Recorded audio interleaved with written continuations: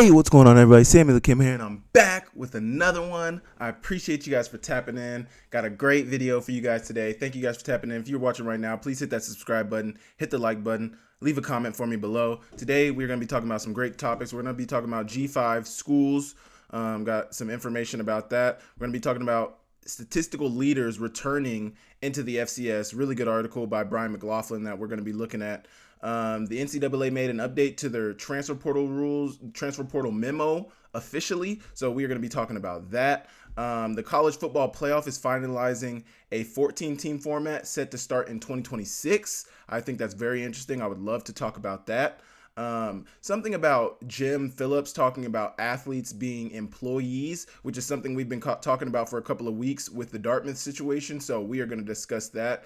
We're going to talk about FCS players transferring to the FBS and if it does or does not increase their draft stock. An article by Sam Herder that I would love to discuss and see you guys' thoughts about that in the comment section. So we're going to talk about that. And then Kirby Smart mentioned today, if a kid doesn't play his senior year because he signed, I don't really want him on my team. I think that's an interesting comment for a coach to make, and I think there's a bunch of different ways that you can go with that, so we are going to discuss that. Once again, thank you guys for tapping into the channel. I appreciate you guys. Make sure you guys hit that subscribe button right now. If you enjoy this content, leave a comment, leave a like. Let me know what you like about it. Let me know what you don't like about it. We can make some changes. I appreciate you guys for tapping in. We are going to get straight into the video right now. Do G5 schools need to merge into another division for postseason purposes? Now, this article, I believe, is from Sam Herder.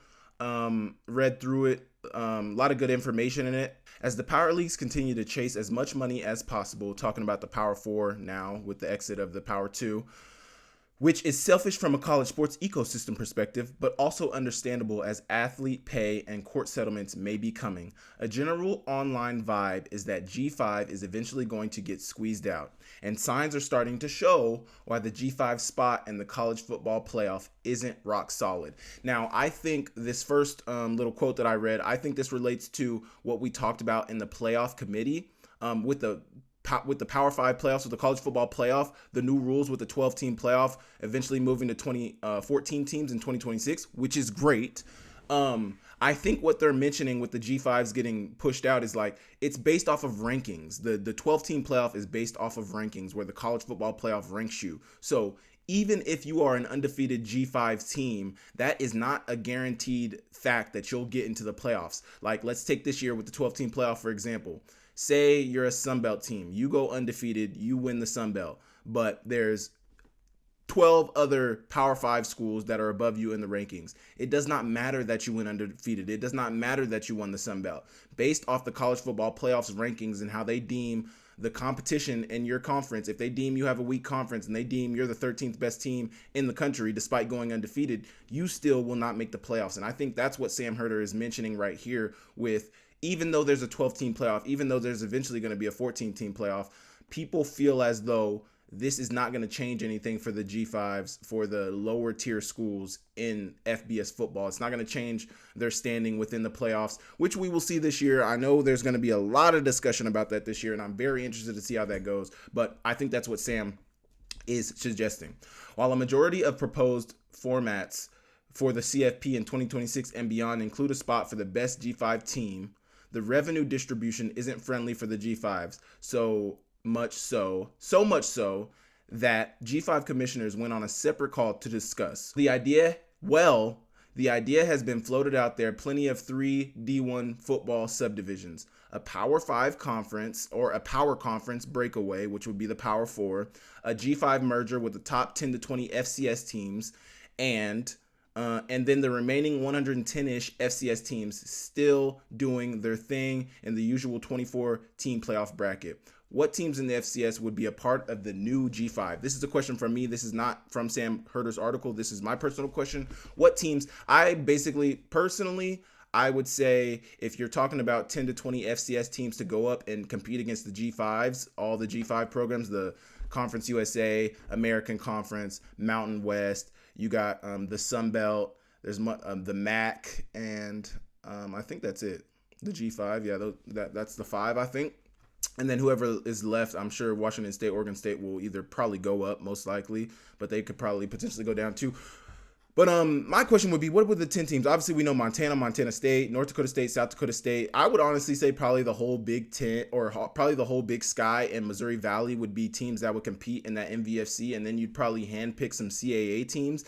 Even though taking the whole Big Sky and the whole Missouri Valley, that would be more than 20 teams, which Sam said 10 to 20. I'd probably say 10, 20, 30 probably would be good. But I would honestly love a new G5 division where it's the best FCS teams playing against the lower tier FBS schools. I think that could be amazing. I think if you just isolate the Power Fives, the Power Fours, which is what that's where all the money is for the big college football. That's where, that's what it seems like people have been trying to do anyway. We never see a group of 5 team in the 4-team college football playoff. I'm guessing it's probably going to be rare that we see a lot of G5 teams in the 12-team or 14-team playoff just because of competition level. So if you're always going to be hurting their competition level, always going to be looking down on the level of competition that they're playing against, why not give them a fair championship that they can play in instead of just giving them a, bowl game to satisfy everybody, postseason play. Give a real championship for people to compete against, and I think that'll make everybody happy. I love the idea that Sam put out there, the G5s going to a different conference, the Montana's moving up to another conference, some of the Missouri Valley schools moving up, the Big Sky schools moving up. I would love that. I think that would be amazing. You guys let me know what you think below about that idea. I think it may be amazing. Do you guys think the format that is set up right now is good and should maintain, or do you think something needs to happen to the FCS and the G5? Obviously, we all know the Power 4 is set where it's at. The college football people in charge are very happy with where that's at right now, but some of these lower tier FBS schools, some of these higher tier FCS schools, I think are kind of start to work their way into an own group without being an official group. Does there need to be an official classification for some of these schools? You guys let me know below, and we will move on. Brian McLaughlin had this article called By the Numbers, FCS National Statistical Leaders Returning in the 2024 Season. So we're going to be looking at some of these names and talking about it. I think this list is very interesting. First off, the first 2 names, the second person on this list for both these first statistics, which is passing efficiency, the returning leader is Mark Gronowski with a passing efficiency of 179.67, and the next up player was Cam Miller. I've talked about this guy a lot. I did a breakdown on the NDSU Montana game. I thought probably wasn't one of his best games. I say that's because of the Montana defense, but I think he's a really good player. He was like the most accurate passer, almost the most accurate passer. Probably he ended up being second. I think he was first before the Richmond Okay, so let me explain this to you. Kyle Wickersham, he's the returning leader from Richmond. He's the completion percentage with 72.6. I believe Cam Miller was above him, but that Montana game knocked him down in the overall standing. So I think that's why he ended up second best, but I think he was ultimately first best for a majority of the season. I think this speaks volumes about Cam Miller, passing efficiency, completion percentage. He had a great year last year, the most efficient passer for most of the season last year, and he's returning this year. This is one of the reasons why I believe North Dakota State will be the team to beat in 2024. Quarterback play is the number one thing you're looking for in football, college football, professional football. Most definitely, quarterback play is the best, is what you need. South Dakota State, back-to-back national champions. They have the best quarterback in FCS football. Cam Miller, I'd say probably top 5, top 10 quarterback in FCS football. I'd honestly probably keep it with top 5. Top 5 quarterback in FCS football. He's returning. This is one of the reasons why I think NDSU is going to be so good. And it just spoke volumes to me that he was next up on both the passing statistics. And I think he honestly would have been first in both passing statistics if it had not been for that Montana defense. So sorry about that, Cam Miller, but I got a lot of love for you, got a lot of respect for you. I think you're going to have a great year, and you guys let me know what you think about that. We got CJ Montez, lowest interception percentage at 0.3 for Fordham. The next up was Will McIlvain, which I believe was at Central Arkansas. One thing about the interception percentage, I think there was only, I'm pretty sure Brian had a list of the total who had the lowest interception percentage, and I think 2 or 3 of them. One was Taylor Heineke. He was 5th on the list, NFL guy. The number 1 guy on the list was Trey Lance. He didn't throw any interceptions that one. I think it was his sophomore season, his redshirt sophomore season. He didn't throw any interceptions that year, so he was number 1 on the list. The top 3 were people who never threw interceptions during that season, but I just thought it spoke volumes that 2 of the guys on that list were NFL guys. 2 or 3. There might have been another guy. I can't remember. Next, we have Chaden James, who I didn't get any. And I gotta believe Brian did his research too and did his due diligence to figure this out. Chaden James had originally entered the transfer portal, and he had actually had I think he had a lot of interest from teams. The stat that he's leading in and returning this year is receptions and receptions per game. He had 102 receptions last year, and he had 9.3 per game. So he led. The next up is Efton Chisholm. I think it speaks volumes about the Big Sky that the two guys leading in those, or in receptions per game leading, are two Big Sky guys. Speaks volumes about the passing of the Big Sky and about the talent level of Big Sky. But I never found any definitive information that Chaden James did not transferred. I saw that he had entered the transfer portal, and that's what I meant. That's what immediately came to my mind when I saw him on this list. I'm like, oh, I thought this guy transferred, but there was never any definitive information. And I looked at all of his social media. He never committed anywhere. So I think the belief with Brian, and honestly the belief with me as well, is that he's staying at Idaho State. I guess we'll find out as spring and summer trudge on, but interesting that he was on here. He's a really good player, probably the best returning receiver in the Big Sky if he does return. Cole Wisniewski, total interceptions, he had 8. Really good season last year for North Dakota State. The next up was Caleb Lyons. But Cole Wisniewski, however you pronounce his name, great player. I believe he was a junior last year, so he's most likely going to be a senior this year. He might have been a sophomore last year. He's going to be a junior this year. But got another year under his belt. This is another reason why I think this NDSU squad is going to be so great. You have a great quarterback coming back, a great piece on your offense coming back, the main piece on your offense, your quarterback, and they got that backup coming back as well. And then you have defensive pieces like Cole Wisniewski coming back. Interception leader for all of FCS football. I mean, that speaks volumes to how good I think this team is going to be. And I mentioned how I think South Dakota State is losing a lot of pieces. So these are some of the reasons why I think NDSU is going to be so good next year. Next, we have tackles for loss leader with 28. Terrell Allen from Tennessee State. He had 14.5 sacks. He's returning this year. Big piece for Tennessee State. Wow, that's amazing. 14.5 sacks is crazy. 28 tackles for loss is absolutely crazy. That's going to be somebody I'm paying attention to this year. Next up in that tackles for loss category is Kelby Givens. So those are a couple players from there. Micah Davey, total tackles, 152 from McNeese. James Conway was next up for that one.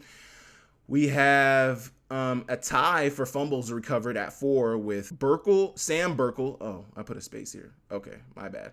We got Sam Burkle from Fordham, and then we got Wyatt Pedigo from NDSU. So NDSU's got a few players on here. Like I said, I'll say again, this is why I think NDSU is going to be so good next year. They got a lot of good players returning. And then last but not least, we have kick return, punt return touchdowns with 4. Junior Birkin returning to Montana. A lot of people thought he might transfer for a minute. He ended up staying. He had 3 punt returns for touchdowns and 1 kickoff for touchdown. The next up in that category is Donovan Wadley. So you guys let me know what you think about some of these returners. What do you guys think about my mention about North Dakota State and how I think they're going to be the team to beat? Chaden James, if you guys have any information about him, let me know. Cam Miller, one of the best quarterbacks in FCS football. I'll give him top 5 coming into the 2024 season. I honestly can't even think of 4 or 5 guys that are better than him besides Mark Gronowski. I might give him number 2 in FCS because I do think Mark Gronowski, back-to-back national champion, Walter Payton Award winner, best quarterback in FCS football by far. He probably could have transferred somewhere good, probably in a Power 5 program, and competed or started at that position. But you guys let me know what you guys think about that in the comments. We will move on.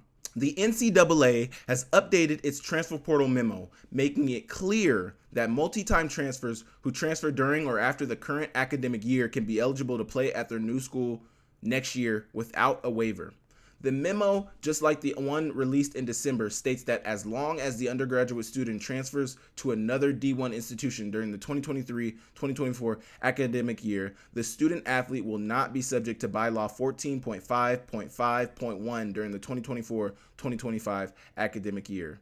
Some coach said unrestricted free agency without a salary cap. Basically, everyone is on a 1-year contract without a contract. A prominent football coach told me that 60% of players in the portal die in the portal. They never transfer, and they're not welcome back to the incumbent school. Andrew Brandt said that last quote. But I think this is very interesting. My question about this transfer rule is like, does this mean a player can transfer mid-season and play for the next school that same season? Because it says, as long as the undergraduate student athlete transfers to another Division I institution during the 2023-2024 academic year, the student athlete will not be subject to bylaw during the 2024-2025. So I think you have to transfer. You would have had to transfer at the end of 2023, 24, this past season, and they wouldn't have been subject to the bylaws during the 24th, so this next season. So maybe it's not during the regular season. Maybe it's not during the season that you can transfer. You can transfer maybe at the beginning of the season and potentially play the next year. So I think you transfer 1 year, then you're not subject to the rules for the next season. Either way, unrestricted free agency is very interesting, but I think that's basically what we've been seeing. I mean, that's kind of what Junior did this offseason. I mean, at the beginning of this offseason, there was a window that they had about a week window where they could enter the transfer portal, and he was weighing his options as to if he wanted to transfer or not. Montana came up with the money that he was looking for, and he ended up staying. He decided that he was in a good position. He's in a good situation. You know, you don't know what's going to happen if you go to another school. They can promise you this money, but they can't promise you what you ultimately want, which is playing time, which is to be on the field, which is to showcase your skills. I think that's what it comes down to with a lot of players. That's ultimately what it came down to with me. Not that I don't want to bet on myself, not that I don't want to compete, but you have a good situation somewhere. Why would you screw that up and go somewhere else where they're going to be promising you all this stuff? We all know how the recruiting process goes. They're going to promise you everything that you bring up. Oh yeah, I would like this. Oh yeah, we can get you that. Oh, I would like that. Oh yeah, we can get you that. And then when you get on campus, things are different. And then they're going to look at you like you're not a team player. You're not the guy that they thought you were. You're not this, but you promised me all these things during the recruiting process, and now things are different. So how am I acting different? You're acting different. Either way, I think this is very interesting, the transfer rule. I don't know. I mean, I get how that person mentioned how it's unrestricted free agency, but it's already been that. It was already unrestricted free agency. Kids have already been transferring, looking for the dollar amount that they want for so long. And I don't bring up Junior to shit on him or to down him. I think Junior was in a position to where he had showcased his skills. He's not running away from anything. He had balled out for the University of Montana for 3 seasons now, 2021, 2022, 2023, battling through injuries as well. He had an injury before this past season where he had his best statistical season as a receiver and as a returner. He was battling an injury all off season. Junior deserves everything he's gotten. You'll never hear me say a bad word about Junior. I was just mentioning his situation and how he stayed to give you guys some context as to what some of these situations look like within the negotiations, within dealing with coaches, recruiters, and all of those things. I think Junior's situation is a perfect situation to point to in this time. He ended up staying, but he also ended up getting what I think is some of what he wanted, which is some fair compensation, which I think he deserves, which is not what every player deserves. Every player does not deserve to get paid. Every player does not deserve, what maybe a Junior deserves. Junior has a name, image, and likeness that can garner him a certain amount of money. He deserves to be compensated properly off of that. All of you guys out there are not like that. All of you guys out there cannot do that. So I say that respectfully as well. But I think it was already unrestricted free agency. You guys let me know what you think in the comments. But I put that on there just wanting to talk about it because it officially went into effect. Yeah, and I had a question, obviously, I wanted to know if that meant kids could transfer during the season. And I think we've seen kids enter the transfer portal during the season. I think it'll be interesting when we see the first player transfer and end up at a new school playing for that new school in the same season. I don't know if that's possible. I don't know if that will ever happen, but I'd be interested to know if that can happen or if that's even, it sounds crazy, but it sounds crazy until somebody actually does it. So we will see. College football playoff finalizing a 14-team playoff set to start in 2026. Now, I think this is good. That gives them 2 years, the 2024 season and the 2025 season, to test out the 12-team playoff before they move into a 14-team playoff. The field will consist of 5 automatic qualifiers from the conference champions of the Big Ten, SEC, Big 12, ACC, and the highest-ranked Group of 5 conference champion. Okay, that makes a lot of sense, and that gives more clarity on the playoff. These teams, a Group of 5 is going to be in every year, which is great because that doesn't allow the College Football Playoff Committee to justify ranking teams here and there. Like, you can be ranked anywhere. As long as you're the highest ranked Group of 5, you're going to be in. As long as you're the highest ranked Big 12, Big 10, SEC, Big 12, ACC. Okay, that makes a lot of sense because now you're going to have every conference, or at least you're going to have all the Power 4 conferences spoken for, and you're going to have a Group of 5 school spoken for. That means you're going to get to see everybody in the playoffs. So that doesn't really matter. I mean, if you're the highest ranked Group of 5, you could be a 6-6 Group of 5. You won your conference. You're the highest ranked. You essentially could get in. And that makes sense too, that means that there can't be a 6-team. There can't be half SEC, essentially that's only 5 teams. You essentially could put, even though you have to have the Big 10, SEC, Big 12, ACC, and Group of 5, highest ranked Group of 5 team in there, you still could have the rest of those teams be Big Ten and SEC. So I'm not gonna get off of that because I still feel like that could happen. But this gives me definitely more clarity with 7 at-large teams. So, after those highest ranked one group of 5 school and the 4 Power 4 schools, that's 5 spots. You have 7 at-large bids. So that's the highest ranked teams no matter what conference. After that, I believe is what they would do. The highest ranked 7 at-large teams. So, man, that's interesting and that's amazing. I mean, man, a lot of good changes going on, even though there's some clarity with like group of 5s being allowed into the playoff, even though there's some clarity with each Big 10, SEC, Big 12, ACC team will all get an at-large bid. We'll all get an automatic qualifier based on winning the conference, which is amazing.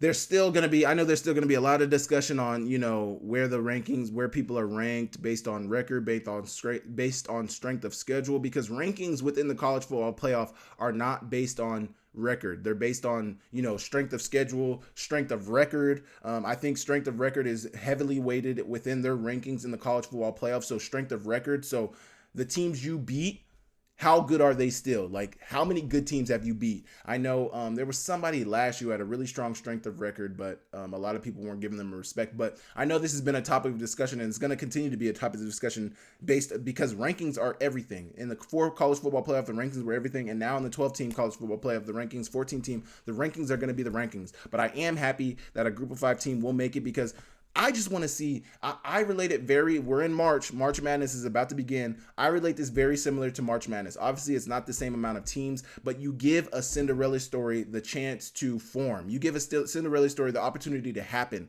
Like, you give that a chance. You put a smaller team in, obviously they're going to play the highest ranked team, or, I don't know if they'll do regionality. Like in the FCS, it's a little different. They don't do regionality, and I think they're moving towards that in the FCS, I believe, is what I saw Sam Herder talk about a week or so ago. But, I don't know how they're going to do, the seeding based off, like, once you have everybody in the playoff, I don't know how they're going to match everybody up. Usually it's lower seed versus the higher seed, but I know in the first round, especially in the FCS playoffs, it's not really based on seeding. It's just based on, I don't know what it's based on. I have no idea what it's based on. I don't know what metric they use, but I'd love to know what metric they're going to use for these college football playoffs and how they're going to seed teams, how they're going to base teams up, but gives everybody an opportunity. It's amazing. And you guys let me know what you guys think about this. If athletes are deemed employees, Jim Phillips believes universities can pay athletes in sports that make revenue, i.e. football and basketball, and then, to satisfy Title IX, would pay an equivalent number of female athletes. The rest could be cut. You can go from 28 to 6 sports in one fiscal year. Ross Dellinger. So Ross Dellinger was tweeting this, and I think these were comments from Jim Phillips, talking about how football and basketball, obviously the big money-making sports within college football, this is something I mentioned earlier. This is something I mentioned a couple weeks ago, and I didn't honestly know, all the language involved, and I didn't know how all of the logistics would work out about it, but it was about Dartmouth, and when Dartmouth became a union, deeming that their student athletes are employees, I asked the question, what does that mean for scholarships? What does that mean for athlete, like their scholarship checks? What does that mean for stipends? What does that mean for living? Like, what does all of this mean? And I think what it means is that if these students are deemed employees, that means Title IX is null and void at that point, because these students are employees of the university. Therefore, I think the university would be paying them, which I think already kind of happens through the stipend and the cost of attendance, but they're not paying them NIL. They're not paying them actually a wage. I think at this point, if you're deemed an employee, first off, what does that mean for classes? Like, do these kids even have to go to classes anymore? Because the whole point of college athletics is they're student athletes, student first. So school is a thing, and we're providing you an education. In return, you're playing athletics for us and, giving us everything on that side of things. But now if they're employees, they're employees. They're not students anymore. So do they have to go to school? And how does the pay work? How are they funding how is everything getting funded? How is meals being provided for? How is living being provided for, especially for some of these freshmen? And then you talk about the exodus of Title IX, and you go from 28 to 6 sports in 1 year. Use Montana, for example. What sports probably survive in a situation like this? Football, men's basketball, women's basketball. And if Title IX doesn't exist and student athletes are employees, what is the need for a bunch of the sports that you have in Montana? I'm not saying that we don't need them. I'm not saying that they're not necessary, but in terms of a financial standpoint, from the university thinking of it, if we're paying these athletes, then there's no Title IX. That means we have to cut a lot of sports. And I'm not trying to be harsh about it or anything, but that's just what would happen. That's what Jim Phillips is saying as well. That's what would happen at a lot of universities. If Title IX is not a thing, there are so many women athletes that don't get an opportunity to play sports at the college level. That's why Title IX is very necessary. But it seems that the way we are moving within the college sports realm is that Title IX is eventually going to get weeded out. Because of why? Because of money. Money is becoming the number one issue, the number one thing in sports, college sports. Now, I've mentioned on multiple occasions, and I'll mention it again, these college athletes need to be compensated fairly for their name, image, and likeness. They do a lot. They work hard. They're student athletes at the same time. They're working like a full-time job being students and being athletes. A lot of these kids have a name, image, and likeness that can garner them some dollars in their bank account. They deserve to be able to profit off of that. Now, when we move into Title IX being kicked out and when we move into these student athletes becoming employees, I think that's the slippery slope with what Dartmouth did. Is like, yes, they're arguing for their benefit. It's good that they are able to form a union. It's good that a union will give them protections as employees, or, whatever they're deemed as employees. A union would allow them to be able to argue for protections that they want as employees. That's very good. But the slippery slope that exists is, in doing that, you also set this precedent that, well, if Dartmouth student athletes, basketball student athletes are employees, then every other college student athlete is employees. Therefore, that changes up the scholarship structure. That changes up the Title IX structure. That changes up the student athlete structure. That changes up the amateurism structure that is the whole basis of the NCAA. This changes so many things, and I wanted to get you guys' thoughts about that. These are some of my thoughts about it. I think it's a slippery slope what Dartmouth did. I think what Dartmouth did was awesome, but I think it's a slippery slope, and I think when you start taking out Title IX, when Title IX becomes a topic of discussion, I think it gets very dangerous, because that is going to be taking away a lot of opportunities from a lot of women athletes who honestly might not have even got the opportunity. Like, Title IX exists for a reason. It exists so that there's equality within a campus. And a lot of people might say, well, it gives everybody an equal opportunity, and it gives the equal number of sports as male sports as there are as female sports on a college campus. But what it doesn't do, and what the people in power are probably saying is what it doesn't do, is it doesn't give us equal compensation. Like, just because there's Title IX and just because it gives women athletes the same number of opportunities as men athletes on a given campus, that doesn't mean that they're going to be bringing in the same amount of money, which I also agree. Like, it's a business at the end of the day, and a lot of these sports don't bring in the same amount of money. Like, if you take the University of Montana, for example, I don't know all the logistics, but I'm almost positive that the only sports that break even or even come close to breaking, like football makes money. I believe men's basketball, correct me in the comments because I don't know. I'm ignorant to this. You guys correct me in the comments. I believe men's basketball either breaks even or is a little above breaking even. And then women's basketball, I think, breaks even or is a little below, or probably a little below. But I think the teams that even come close to being even or being in the green at the University of Montana is football, men's and women's basketball, I think. Don't quote me on that. It might be women's soccer. Women's soccer might be close up there too. They do really well. They win a lot. They're really good. And that's the thing, is like, you look at the University of Montana as a perfect example. You have all these Title IX exists for a reason. These sports teams, it doesn't matter how successful they are. Like, sometimes they're just not going to be able to make a lot of money. Like, our soccer team at the University of Montana is amazing. They win way more than our football team in present time. Coach Coach Chris, the head soccer coach for the women's soccer team at the University of Montana, he does an amazing job. They win every year, but it's like, I think they still are trying to pull teeth getting fans to the games, just because I don't know why. I don't have an answer for you, but I think this whole subject is a slippery slope. Title IX needs to stay, and that is the slippery slope that exists with these universities being able to pay their athletes and deem them as employees. It will take opportunities away from a lot of women athletes who years in the past didn't even have these opportunities and were given these opportunities because Title IX. I think Title IX needs to stay. I don't know. I mean, Dartmouth already set the precedent, so it's out there now. So that is what's going to be referred to going on in the future. But I don't know what needs to happen to make sure that Title IX needs to stay. But I just know a lot of student athletes, a lot of female student athletes would lose opportunities from that being taken away. You guys let me know in the comments what you think about that. Do you guys also think it's a slippery slope? Do you think it's necessary for student athletes to be employees? What do you guys think? Does transferring to the FBS increase an FCS player's draft stock? This is an article by Sam Herder. You guys can go check it out on herosports.com. The title is actually, does transferring to the FBS increase an FCS player's draft stock? Please go check it out. Amazing article by Sam Herder. We're going to talk about it a little bit. So he was talking, basically he brought up some athletes, and this is what the metric is judged by. An FCS player transfers to the FBS. He plays 1 year in the FBS and then goes to the NFL. He's deemed as an FCS draftee. Even though he got drafted from the FBS, 1 year in the FCS is good enough to deem him as an FCS draftee, which I think is fair. Now, 2 years in the FBS, we can't count you as an FCS player anymore because, you've been there for 2 years. One person he brought up who's supposed to be a first-round draft pick this year was Jared Verse, looks to be a 2024 first-round draft pick. He played 2 seasons at Albany before starring at Florida State in 2022 and 2023. He will not be counted as a draft pick from FCS.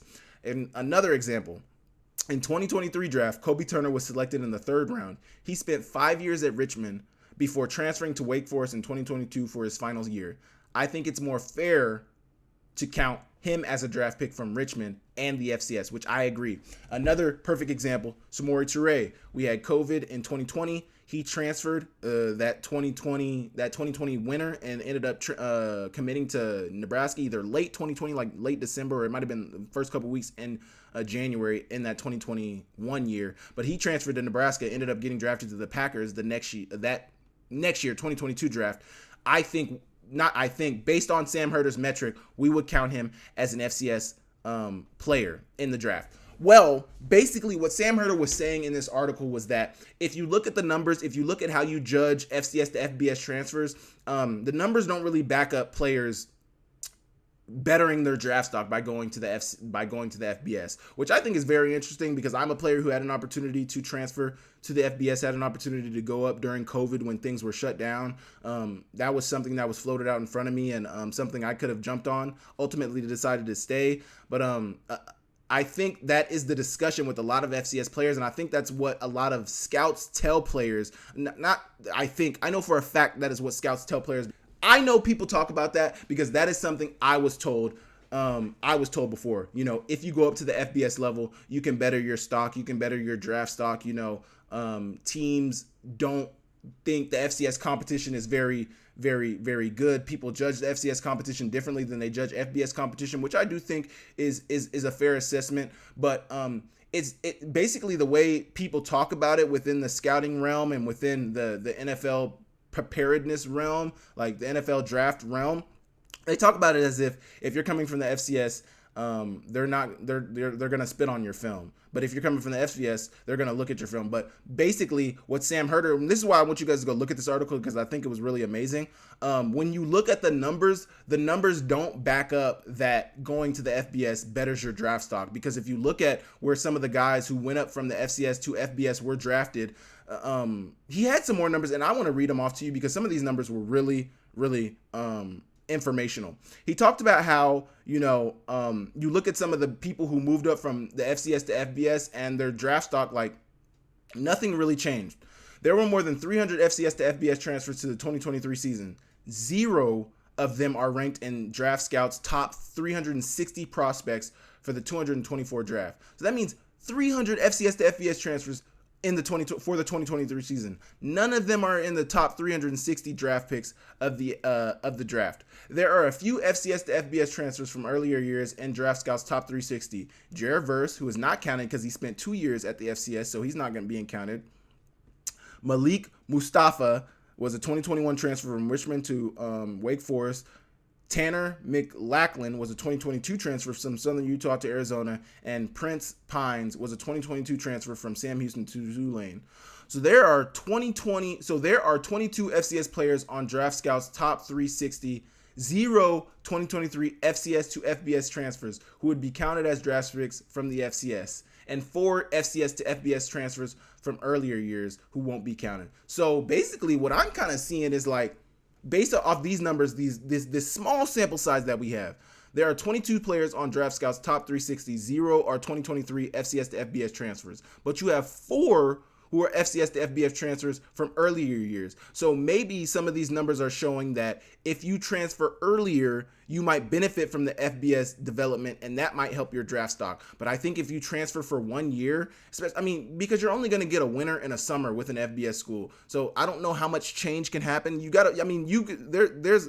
You put in that work, a lot of change can happen. But I don't know at this point in your development, when you're 21, 22, 23 years old, how much improvement you're going to see at the college level, getting college level development that you're going to see from 1 year to the next from FCS to FBS. I think, but I mean, there's 4 players from FCS to FBS transfers from earlier years that are on Draft Scout's top 360 this year. So judging off that, I think it tells you that maybe a couple of years of development can potentially help your draft stock, but I don't think 1 year from FCS to FBS can help your draft stock. Now, you might relate it back to, I'm trying to think of some of the FCS to FBS transfers we've seen who might have helped their draft stock, there doesn't seem to be any examples of guys who did help their draft stock. It only seems to be examples of guys who really didn't do anything to their draft stock. Really, I just bring this up because I wanted to know you guys' thoughts. I thought that was very interesting. I thought it was a great article from Sam Herder. One more quote that I got. 2 more quotes, actually. However, I do think it's important to show that transferring to the FBS has helped a very small pocket of players in their draft stock. So that's what I've talked about. Basically, what Sam Herder was trying to do, he asked the question, does transferring FCS to FBS help your draft stock? And once you look at some of the numbers, once you go down some of the stats and some of where players have went, where they've been drafted, it doesn't show that it really does help your draft stock. And this is the final quote. 85% of FCS all-conference players with eligibility remaining returned to their team in 2023. Now, he put that on there because a lot of people like to say the FCS is becoming the new JUCO, that people are just poaching players from the FCS to bring up to FBS like they used to do to JUCO. But that was what JUCO was made for. So I don't know why people are calling it the new JUCO, but I get why people are calling it the new JUCO, because JUCO was made for players to develop for 2 years and then go up to a higher level of football. People are basically saying that's what the FCS is. Get you some development, 2-3 years, get into a college football program, play some high level of college football, then we're going to come grab you and come up to the FBS. I know in the transfer portal NIL era, it seems like that, but based off the statistics and the numbers, 85% of all FCS all-conference players with eligibility remaining returned to their team in 2023. Now, one might say, how many good players weren't all-conference? I'd say probably a small amount. But if you're looking at all the talent in the FCS, 15% of players leaving, all conference players leaving the division, I don't think is very hurtful for the FCS. Obviously, it hurts to see some of your best players leave. Giovanni McCoy, Reese Poffenberger, Max Brosmer. Just some of the top guys I can think of off the top of my head that have transferred. There's a litany of other players that have transferred. But, it's tough. It's tough. I think it's very interesting that, these numbers do show that you're not bettering your draft stock just by transferring to an FBS school, because I think that's the conversation a lot of times with some of these players is like, I think that's why a lot of these players leave, and I think that's why Sam Herder's article is so amazing, because I've been on the other side of that. I understand what players are being told. You're going to better your draft stock being transferring to a better school. The numbers don't really back that up. If you read Sam Herder's article and you look at some of the things he was talking about, the numbers don't really back up you transferring is going to better your draft stock. So I think that gives some great clarity and some great transparency for some of these players when you look at this and see that I'm thinking about transferring, I'm thinking about going up to another level. Well, you can do that, but the numbers don't really back up that it's going to help your draft stock. There was more quotes, and this is why I want you guys to go read the article. I'll keep saying it. This is why I want you guys to go read the article, because there was another quote talking about how about 50% of the players who transferred from FCS to FBS got half or a lot. That's why I want to read it. That's why I want to read it to you guys. I still hope you guys go read this article, but I'm going to read this quote from an earlier article I did on how 2023 FCS to FBS transfers performed. Go look at that as well. Only 38% of the transfers started at least half of their games played at their new school. So, excuse me. I know a perfect example of this, and I'm not trying to bash this guy, but D'Angelo Wilson in 2019, amazing season for Austin Peay. He had like Samori in 2019 had like 1495. D'Angelo Wilson was the only player who had more yards than him. He had like 15 something, a stupid amount of touchdowns, a stupid amount of receptions. He had an amazing year. He was primed to be the best receiver returning in the FCS. I mean, obviously we know COVID happened, so all of that influenced people's decisions to transfer. But along those lines, he transferred to Western Carolina. He transferred to Western Carolina, who was a school that passed the ball a lot. They might have had Bailey Zappi at the time that he was there too. They also had a lot of good receivers there at the time as well, so that might have weighed into him not playing. I don't know right now if he got hurt or not. I don't think he got hurt. Somebody correct me in the comments if you know about this story. D'Angelo Wilson, best receiver in the FCS in 2019, transfers to Austin Peay. 2021, barely sees the field, and I don't even know what he's doing now, but he barely saw the field in 2021, and it just broke my heart because I saw dude's stats, I saw dude's numbers, saw what he was doing at Austin Peay. I think they were in the OVC at that time. I saw how he was terrorizing that conference, and then to see him move up to the FBS where he had a made situation. Now, I don't know if they had fired their coach. I don't know what the coaching situation had happened. I don't know what played into him transferring, but I know what I saw when he got to Western Carolina or Western Kentucky. I know what I saw when he got to Western Kentucky, and it wasn't pretty. They didn't play him like that, and it just sucked to see, and I wanted better for him, and it would have been amazing if he would have stayed at the FCS level because he would have been a star. Now, like I'm saying, I don't know what his quarterback situation had happened at Austin Peay. I don't know what his coaching situation had happened at Austin Peay. I don't know what led him to leave Austin Peay. I know it seemed like on the outside looking in, he had a good situation, and he left that and ended up not getting requisite playing time at Western Carolina. Now it goes further. Sam Herder goes further in his article. And of those 2023 transfers who were 2022 FCS All-Conference players, only about 50 started at least half of their games played at their new school. So based off everything I've read in this article that you guys need to go read, transferring to an FBS school is not a guarantee that you are going to help your draft stock. It's honestly most likely not going to do anything to your draft stock besides just keep it the same, besides maybe elevate it a little bit. They have more film on you against better competition, but based on the numbers, and I'm basing this off the numbers, I'm not basing it off of what we see every day, like Jared Verse, supposed to be a first rounder this year, was an FCS guy, but he spent 2 years at the FBS. So basically what Sam Herder is talking about is, does FCS to FBS transferring help your draft stock? I think the consensus answer from this article is yes, it can help your draft stock, but it seems that multiple years at the FBS level will help your draft stock. I think 1 year from FCS to FBS cannot help your draft stock. You guys let me know in the comments what you think about that. I know it was a long-winded answer. I was really interested in this article. Once again, I'll tell you guys one more time, please go read this article by Sam Herder. It was a great article that he put together. He does a really good job covering the FCS, and I'm sure all you guys who are watching this know about Sam Herder. He's amazing. Go read that, and we will move on. Montana women's basketball gets the call from the WNIT, will play in a national postseason tournament for the first time since 2015. Matchups to be announced on Monday. Now, I'm pretty sure they announced the matchup this morning. I'm recording this Monday on March 18th. I don't know exactly who they play, but I'm very excited for the Montana women's basketball team to be able to get that opportunity. I know the Montana men's basketball team got an opportunity to play postseason basketball as well. They're going to, I think, a tournament called the CBI, I think. And I can't remember who they're playing against, but I'm pretty sure they're going to a tournament called the CBI. Good luck to the men. Good luck to the women in the NIT tournament. Go get them. You guys had a great year. You guys came up short in the Big Sky tournament. I'm so happy that you guys are getting an opportunity to play postseason basketball. You know, some of these seniors who are playing some of their last games as a college athlete, to be able to play some postseason basketball with the women that you've grew up with, the women that you've grew with, the women that you have learned with, to learn the game more with, just all of these. I think it's an amazing opportunity for you guys. Go get them, be great, be successful, and ball out. Kirby Smart.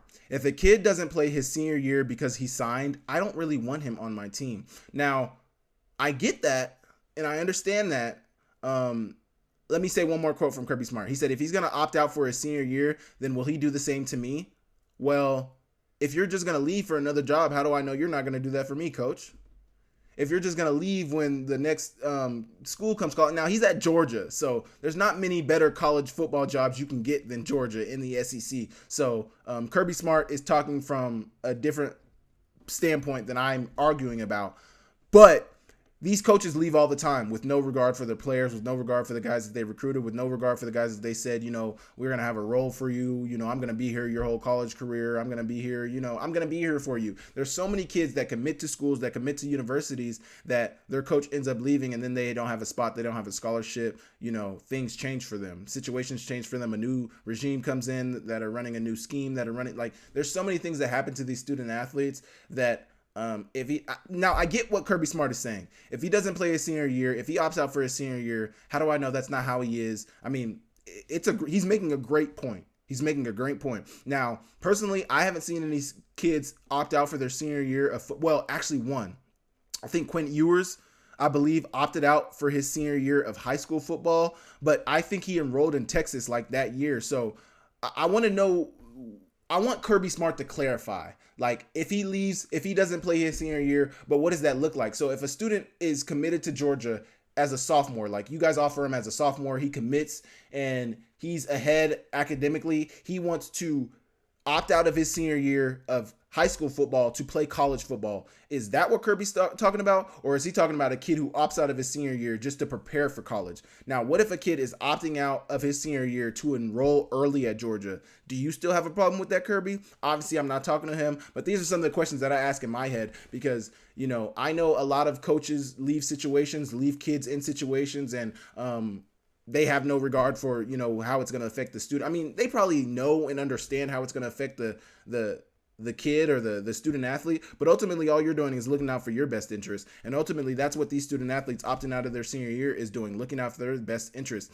And, high school coaches are trying to make sure their kids get signed due to the transfer portal. I think that's what Kirby said.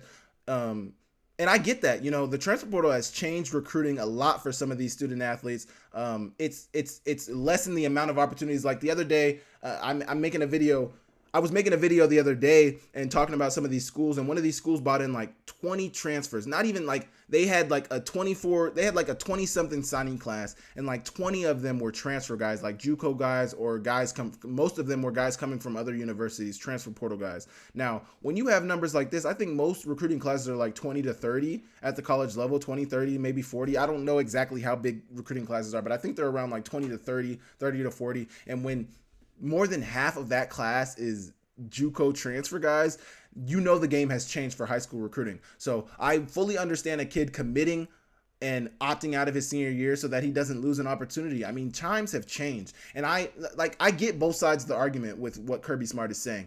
I get this kid opted out now. Who's to say he won't do that in the future? But I also understand a kid opting out to protect his investment, to protect what he's worked his whole life for. I mean, I've worked 17, 16 years up to my life to get this opportunity.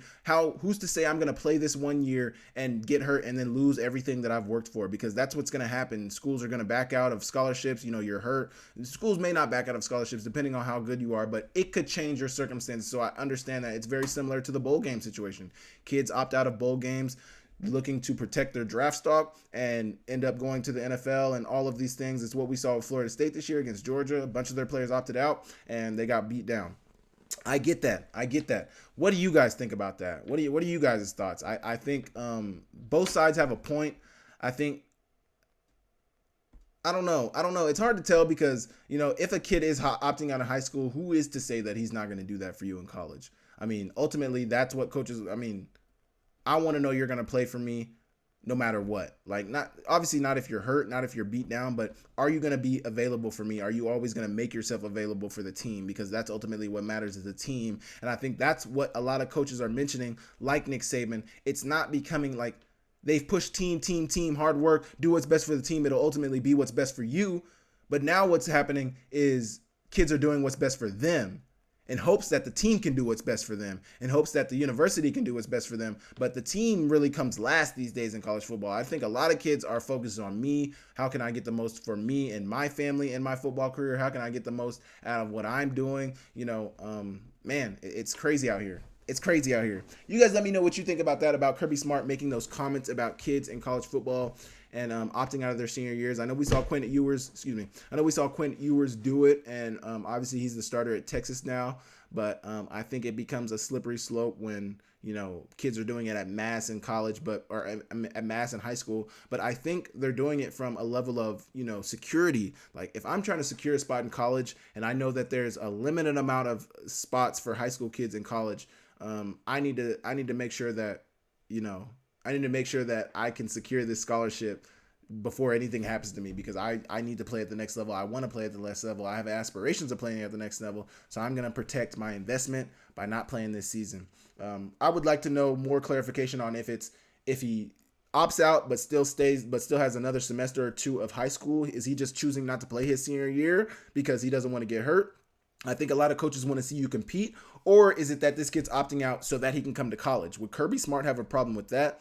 I don't know. What do you guys think it is? You guys let me know in the comments what you think about that. And yeah, we will move on. I got a couple of statements from fans. First is from Ari Boynton. Said, ever thought of covering NFL free agency? I actually haven't, but you guys have tipped me off to that. So that may be something that I'm covering in future videos. We will see. And then also Matthew Gow said you should cover NFL free agency. So that's 2 comments about NFL free agency. I will look into that. I appreciate you guys. And then Alex Kinkle, the only question I got this week, he said non-conference games you're most looking forward to next year. I'll tell you the number 1 non-conference game of FCS football that I'm looking forward to in 2024 is North Dakota State versus Colorado. I think North Dakota State, if they have the right type of team around Cam Miller defensively and offensively, I think they could really give. Now, we know Colorado has Shedeur Sanders, Travis Hunter, and they've retooled offensively and defensively on the offensive line, defensive line. They've retooled everywhere. They should be better this year. They should be. But North Dakota State, we know what they do. I think they could give Colorado some problems. I'm going to be paying attention very closely to that game. Either way, you guys let me know what non-conference game in the FCS you are looking most forward to. And that is going to conclude my video today. I appreciate you guys for tapping in today. I thank you guys for asking the questions that you did. I thank you guys for watching my content. I thank you guys for viewing my channel. Please hit the like, hit the subscribe button. Thank you guys so much for viewing it. Let me know in the comments what you guys want to see more of. And I will see you guys next time. Thank you guys so much, and I'll catch you later.